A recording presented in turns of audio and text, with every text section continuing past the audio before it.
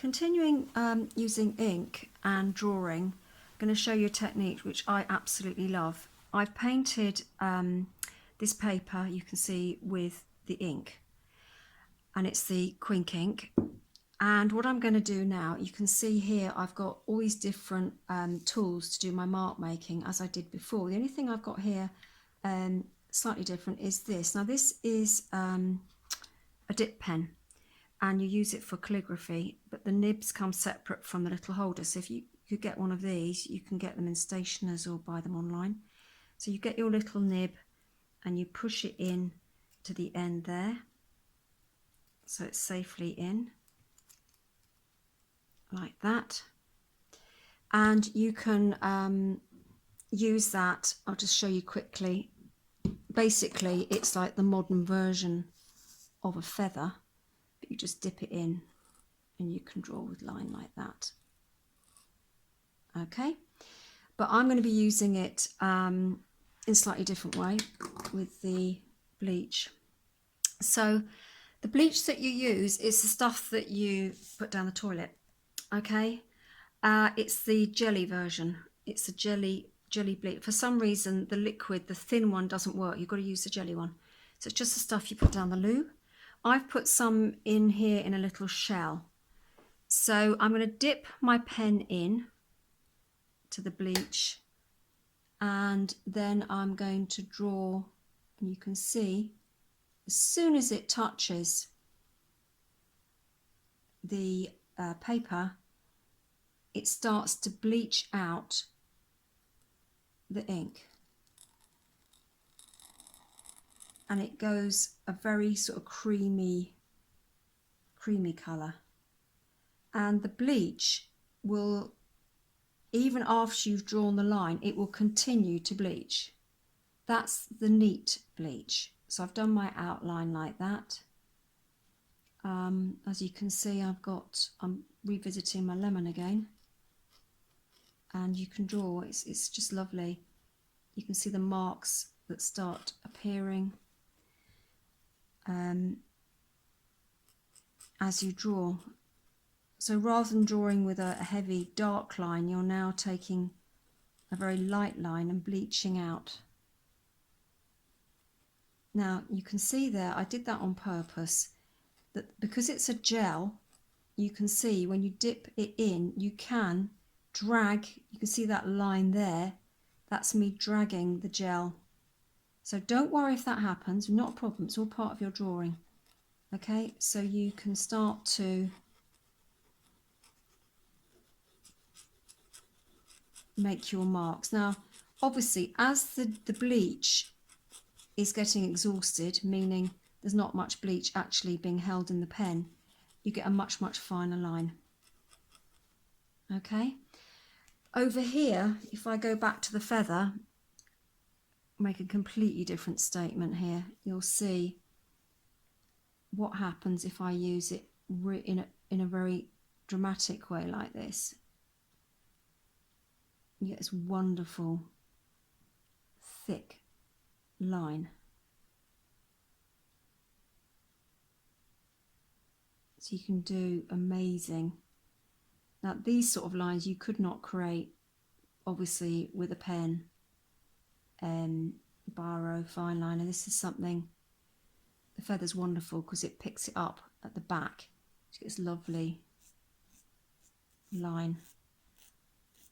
Okay, so it goes this sort of creamy browny colour, and you can see here it continues to work, and it just gets lighter and lighter and lighter even after you stop drawing.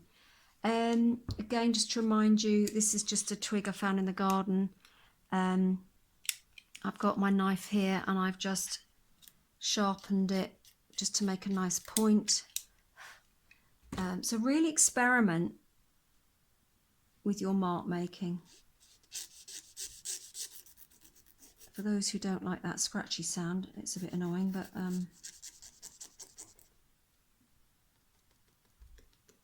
it does make some nice marks.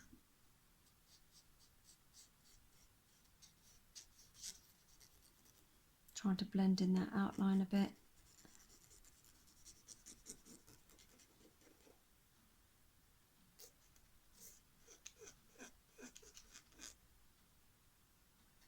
must admit, it doesn't look much like a lemon, but it's fun doing it. You get very preoccupied with the sounds, the shapes, the marks that you're creating.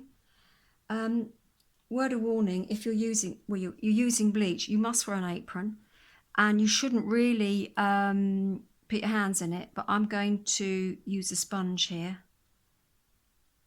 So be careful of your fingers. I'm just going to blot it a bit. Let's just see what happens with the sponge. You can see, quite amazing what's happening here. You can actually draw with it. It's quite nice technique. It's almost like that, taking a line for a walk, using a sponge. So that's using the bleach in its neat state. I'm just going to show you, I'm just going to move my things to one side. This is one I did earlier, it's a separate piece of paper obviously.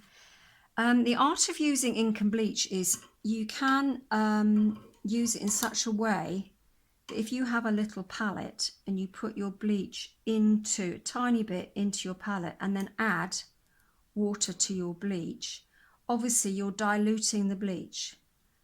So you've noticed I've gone on to the second one. So there's still bleach on this, but in theory it's very diluted. So when you start to draw with it,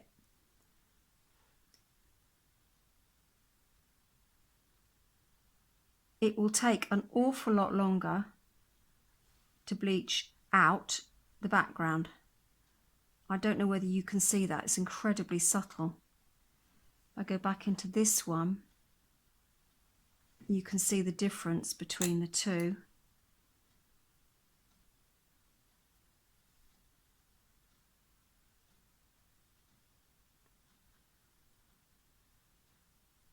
So you have to really, it's quite a technique you have to practice at. You can see, I don't know what you can see there, but you can, that's in its neat state, and here's where I've added water to the neat bleach. You get these different depths. So obviously it's having to work a lot harder to bleach out the blue background, but you can create some really quite amazing depth of colour.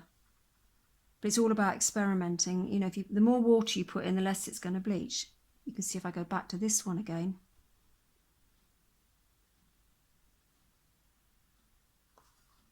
There we go. So we've got a bit of a landscape thing going on here now.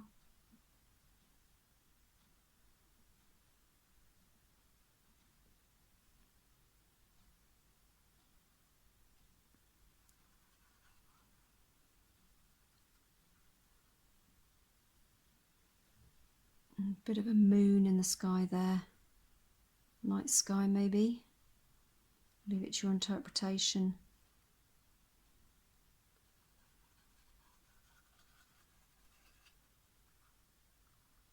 Night sky with a bit of reflection going on the water.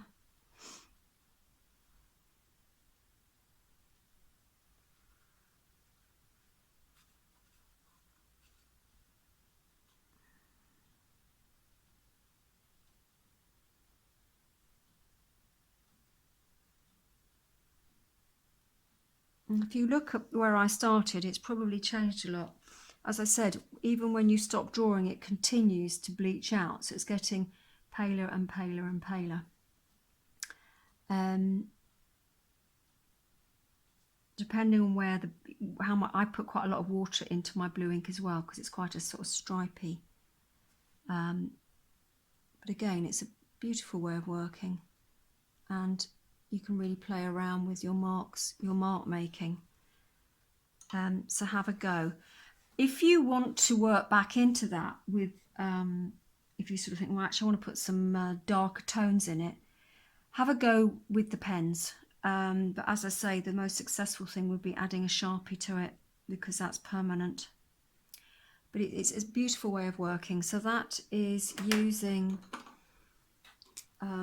ink and bleach. plus water.